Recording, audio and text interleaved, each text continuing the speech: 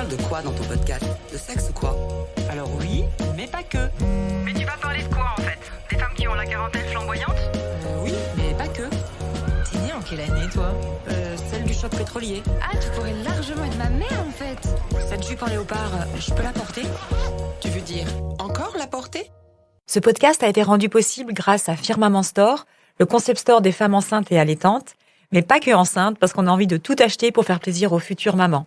La boutique est boulevard Pereire dans le 17e ou sur internet www.firmament.com.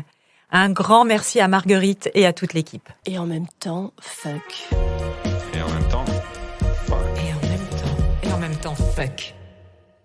Bonjour et bienvenue dans ce podcast numéro 7 de Et en même temps, fuck. Je fais partie de ces femmes qui pensent que rien n'est tabou, que l'on peut parler de tout, rire de tout, mais comme on dit avec les bonnes personnes, bref, s'exprimer. Je fais partie de ces femmes qui devraient mieux fermer leur bouche. Le déferlement de témoignages autour du hashtag mon postpartum m'a fait de nouveau comprendre que non, certains sujets ne pouvaient toujours pas être abordés. Pire, je me suis rendu compte que moi-même avais inconsciemment censuré cette partie de ma vie, enfin ces parties de ma vie. Le mouvement hashtag mon postpartum, initié par Iliana Weissman et Macha s'explique, a été créé suite à la censure de la publicité de la marque Frida Mom lors de la dernière cérémonie des Oscars par la chaîne ABC et l'Académie elle-même.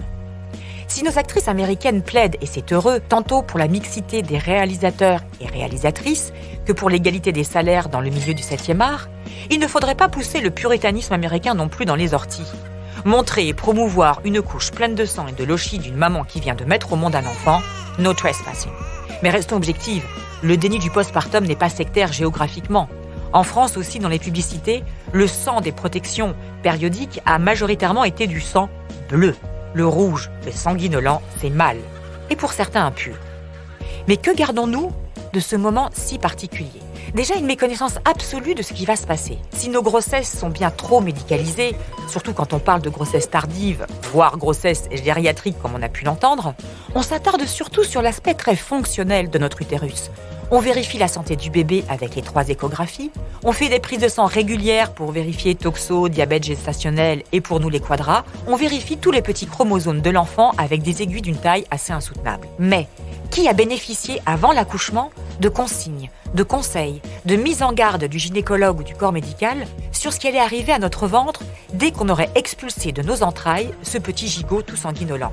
Vos mères, vos sœurs, vos copines vous ont-elles fait un débriefing du post-accouchement? Parce que des récits de grossesse, il y en a pléthore, voire beaucoup trop. Tu sais, moi, ma grossesse, un vrai calvaire. J'ai dégueulé tous les jours. Oh là là, alors moi, je faisais de la rétention d'eau. À la fin, je ne pouvais plus rentrer que dans des hugs, et même que je les ai troués. Bah moi, allongée dès le premier trimestre, tellement déprimée que j'ai bouffé comme une ogresse sur mon canapé seule toute la journée. Et tu as toujours celle qui te dit, quand tu es au bout de ta vie, à tressauter avec 25 kilos de trop pour faire descendre la bête. Moi, ma grossesse, alors pas senti passer, hein. À peine fatiguée au début, pas de nausée, 9 kilos à la fin. Ah non mais vraiment, j'ai vécu une grossesse idyllique. Et les récits des accouchements, que juste t'as envie de buter la première qui te dit « Alors moi, mon accouchement, non, en fait, ta bouche, tais-toi ». Parce qu'on m'a déjà tout raconté sur les contractions qui te font t'évanouir, sur les doigts qui te farfouillent le vagin sans vraiment te demander l'autorisation d'y pénétrer d'ailleurs, pour en ressortir une cordée de centimètres de dilatation. Je sais tout sur la péridurale, sa mère, c'est quoi cette aiguille? Sur les hurlements à 1, 2, 3, poussez madame! Sur les...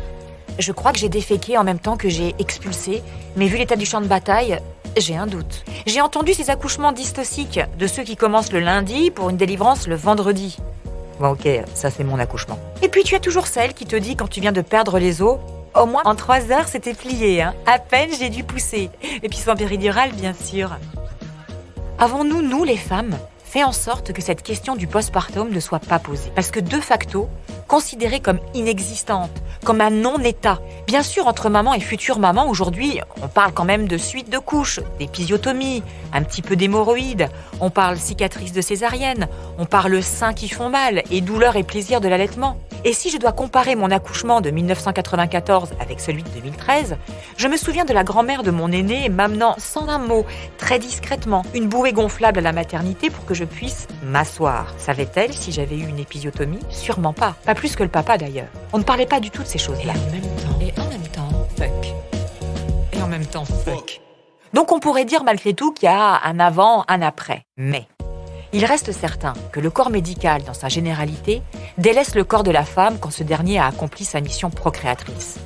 Laquelle d'entre nous a su, avant l'accouchement, que l'expulsion n'était que la deuxième partie ? Qu'après une éventuelle épisiotomie à laquelle vous n'étiez ni préparée ni peut-être même consentante, ça repartait pour la délivrance, c'est-à-dire l'expulsion du placenta. Et qu'après tant d'épreuves, tant d'heures, qui vous a prévenu que la sage-femme allait, si besoin, vous plaquer ses poings dans l'abdomen pour aider à tout sortir ? Quel médecin vous a parlé du temps pour recoudre une épisiotomie, du fameux pervers point du mari et de ses éventuelles suites ? Notamment que faire pipi allait nous coûter des larmes de sang et le poing serré dans les dents sur la cuvette.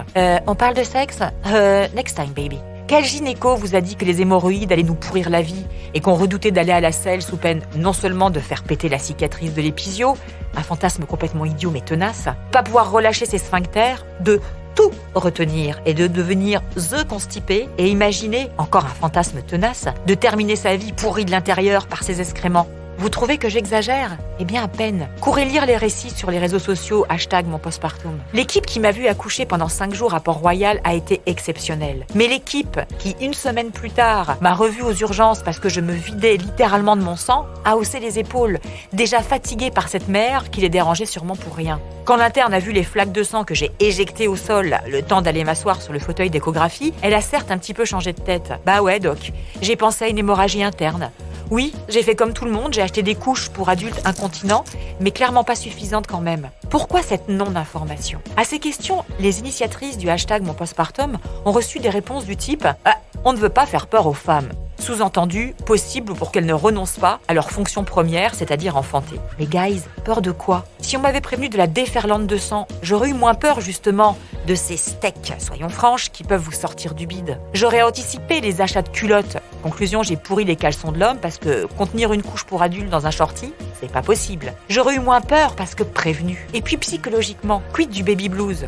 Car, soyons franches, nous devenons à la fois mères et invisibles. Fini les petites attentions, les « comment vas-tu mon petit ventre ?» Prenez bien soin de la future maman. C'est fini. Il n'y en a plus que pour le petit gigot. On peut souffrir de la fameuse chute hormonale. On pleure un bon coup pendant 48 heures. Allez, ma chérie, c'est normal, c'est rien, ça va passer. Ou c'est carrément la grosse dépression soumise à un vrai protocole médical. En fait, on ne s'autorise pas le droit d'être un peu au milieu de tout ça. On doit rentrer dans une de ces cases. Et merci de faire en sorte que ça dure le moins longtemps possible. Merci. Car il y a cette obligation morale que la femme qui vient d'avoir un enfant est nécessairement une femme heureuse, épanouie, jouissant d'avoir fait le job. Et nous recevons cette séculaire injonction sans broncher. Et même les plus vaillantes d'entre nous, dont je pensais faire partie, ne pipent mot. Tout simplement parce que nous n'en avons même pas pris conscience. Et en même temps, fuck. Et en même temps, fuck. Il y a profondément ancré chez la primie au multipart l'interdiction de se plaindre, l'interdiction de dire que bah non, tout va pas bien, non, je suis pas forcément heureuse. Je vous raconte les toutes premières minutes de la série canadienne Working Moms que je vous encourage à aller voir sur MyCanal. Dans un groupe de paroles de mamans qui viennent d'accoucher, après s'être reluquées mutuellement leur sein à l'étang, une des protagonistes, Frankie, avoue un postpartum difficile. Et on voit la réaction immédiate des autres femmes devant l'incompréhension générale, alors qu'elle émet entre les dents le souhait de vacances dans le coma pour échapper à sa condition. Frankie s'excuse, minimise sa souffrance, parce qu'elle est taboue, anormale, même entre femmes. Du coup, comment voulez-vous par conséquent que les hommes comprennent ?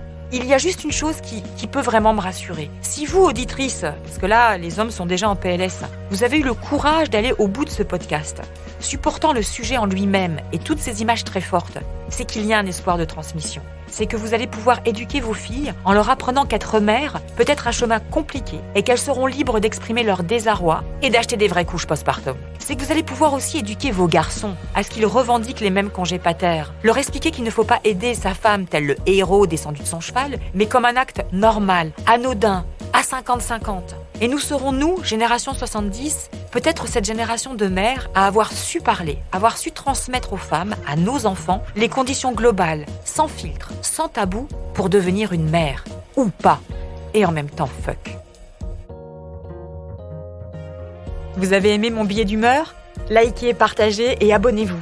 Et retrouvez-nous aussi sur le compte Instagram et en même temps fuck. Un podcast écrit par Esther Pi, avec la relecture attentive de Sandrine Delsol, assistante de production Mélinis Cash, moyens techniques École de journalisme ISFJ Paris et Rémi Gustafsson, mixage et sound design Karl Moreau, illustration Marie-Félix et musique originale Menikans Design.